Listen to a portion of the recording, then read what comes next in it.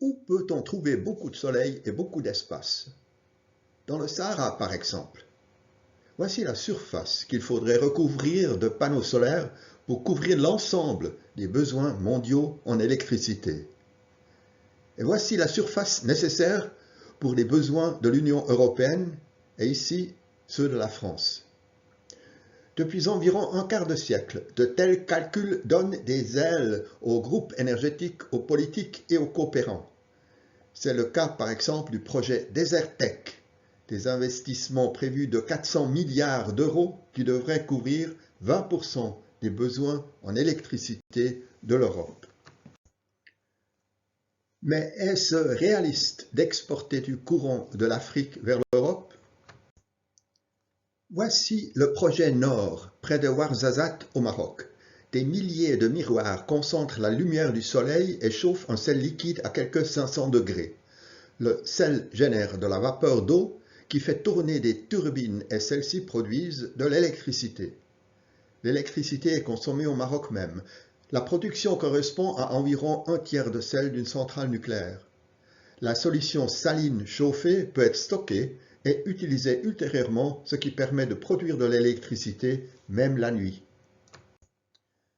De tels projets ont eu leur apogée vers 2010 et beaucoup de problèmes depuis. Des difficultés techniques, de la corrosion par le sel liquide et le fait d'une consommation d'eau élevée, ce qui est un problème évident dans le désert. Puis la concurrence, le photovoltaïque et le stockage sur batterie sont devenus beaucoup meilleurs marchés.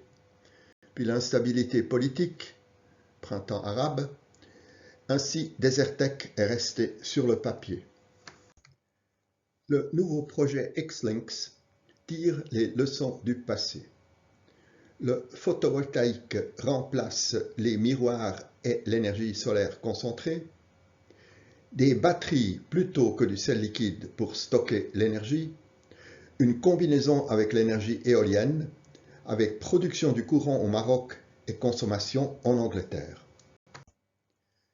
Voici une carte éolienne du Maroc. Près de la côte dans le sud, des vents fiables et forts du nord-ouest se forment en raison de la différence de température entre l'Atlantique et le désert. Et le rayonnement solaire est élevé et constant. Au sud d'Agadir, l'énergie solaire et l'énergie éolienne peuvent être utilisées de manière optimale. Les avantages du site apparaissent clairement si l'on compare le sud du Maroc avec la Suisse, ici avec le parc éolien de Gutsch près d'Andermatt et Genève.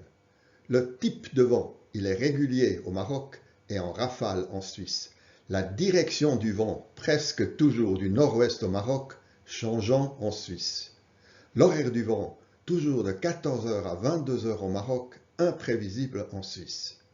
Le facteur de charge, c'est-à-dire le pourcent de l'énergie maximale qu'on arrive à tirer des turbines, est de 52% au Maroc, seulement de 15% en Suisse. Le rayonnement solaire, 5700 kWh par mètre carré, au Maroc 3520 à Genève, et le facteur de charge d'une cellule photovoltaïque est de 36% au Maroc et seulement 11% à Genève. Voici quelques chiffres clés de Xlinks. Électricité éolienne 14 TWh par an, électricité solaire 19, au total 33 TWh, correspondant à 2 à 3 centrales nucléaires. Il y aura en plus un stockage sur batterie de 22,5 GWh pour des besoins en terrain de 1500 km². Le coût est estimé à au moins 20 milliards de livres. Le projet veut garantir une puissance de 3,6 GW ou plus pendant au moins 20 heures par jour à un prix de 70 à 80 livres par mégawattheure à comparer avec le coût de l'énergie atomique de Hinkley Point de 92,5. Un quadruple câble à courant continu amène l'électricité du Maroc au Devon en Angleterre. Cette ligne absorberait la totalité de la production mondiale de ce type de câble pendant 4 ans. C'est pourquoi Xlinks commence par construire une usine de câbles en Écosse et un navire pour la pose. Le premier courant devrait circuler en 2030. Vous trouverez les sources utilisées dans la description vidéo ci-dessous. Commentaires et corrections via YouTube ou directement à bernardatirschel.ch. Je vous remercie pour votre intérêt et vous dis à bientôt.